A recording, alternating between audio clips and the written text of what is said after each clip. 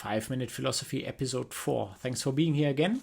Today we're going to talk about Carl Gustav Jung and the Red Book. Carl Gustav Jung was a Swiss psychiatrist active pretty much in the first half of the 20th century.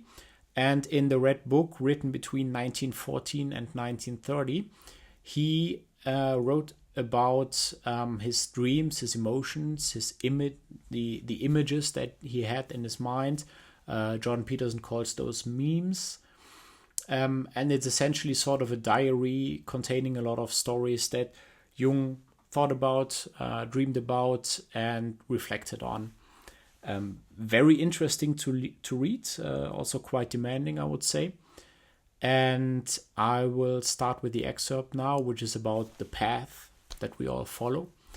And afterwards we'll discuss it. It's quite a short excerpt compared to the others. So, the path.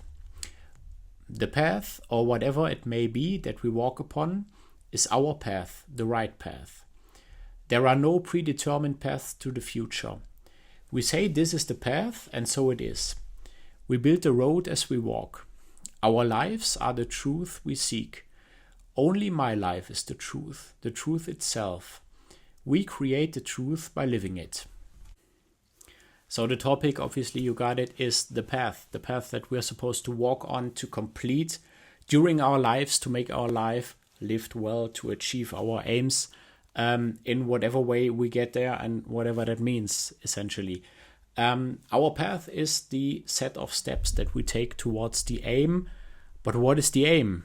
Well, Jung here suggests that our aim ought to be individual. There is no beaten path to our aim if our aim is individual, because no one walked that path before. There is no already created path, but we create it for ourselves by walking it. That's essentially what Jung is trying to tell us here. And that would obviously entail the fact that our path can be difficult, because walking the beaten path, that's rather easy as compared to creating your own path, right? Now, if we create a path for ourselves by walking it, that would imply that this is not a pleasant journey all the time, right? Because we have to create our own path. We have to cut through everything to create our own path. Now, when I prepared this video, I thought about the Hobbit, essentially, where Gandalf guides the dwarves towards the Lonely Mountain, where they are to reclaim their kingdom. And so Gandalf sends the dwarves through the Mirkwood, and he emphasizes that they are not supposed to leave the path through the Mirkwood, otherwise they'd be lost and they'd be in peril. So following the path is basically what you do when you want to get somewhere where other people went before, right? They want to go through the Mirkwood, so following the path is the reasonable thing to do. But Jung suggests here that our path ought to be individual. So what is the right thing to do if our path is to be individual?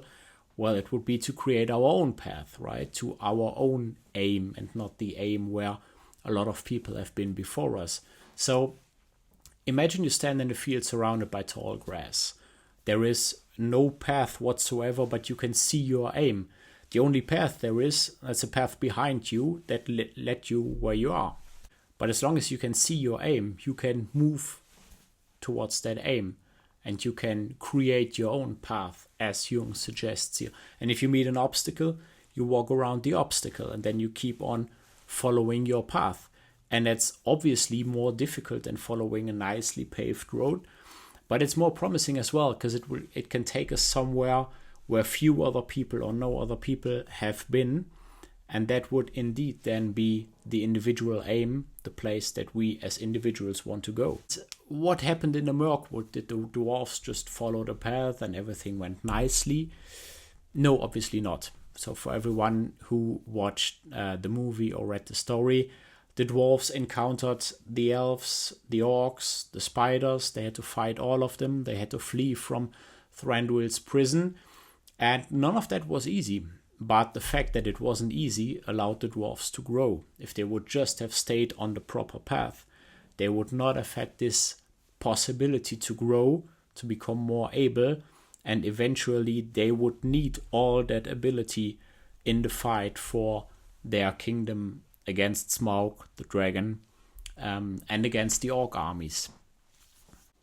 I mean, just imagine how the Battle of the Five Armies would have turned out if everything in the life of the dwarves would have been pleasant and easy and they would have had no chance to grow. Would they have beaten the orcs? I doubt it. So, and that brings us back to Jung, essentially. The dwarves did not just take the planned path towards Erebor. They took their very own path, and that path was a lot less straightforward than the one that was envisioned for them. But it allowed them to grow. It gave them opportunity to grow. And when they arrived at their destination, they had the required ability to take that final step. Now, Jung says in this excerpt, our path becomes our truth. And I think it's very well put, because it's not the intended, well laid out plan that we got for our lives, the nicely paved road that we follow towards our aim that will determine our path. Our path is usually a lot less linear and a lot harder, and it requires a lot more growth, and it's a lot more dangerous. So according to Jung and to Tolkien in this case, the fact that the path that you follow is difficult, might be difficult, is difficult every once in a while, would not suggest that you're on the wrong path, but rather that you are on the right path. And that's going to be it for today. Have a great day, have a great week. Thanks a lot for watching. If you liked the video, please give it a thumbs up, subscribe to the channel, and I'll see you next week. Ciao, ciao.